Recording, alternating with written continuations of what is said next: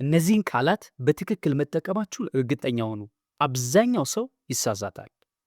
crowded, congested ካወቃችኋቸው ቪዲዮን አሳልፉት። crowded የምንጠቀመው ህዝብ ለሚበዛበት ቦታ፣ ለምሳሌ ሞል ሊሆን ይችላል፣ ስቴዲየም ሊሆን ይችላል፣ ክላስሩም ሊሆን ይችላል፣ ባስ ሊሆን ይችላል፣ አዳራሽ ሊሆን ይችላል፣ ጂም ሊሆን ይችላል። ሰዎች ከበዙ በጣም የታጨቀ ነበር ስትሉ it was crowded ትላላችሁ።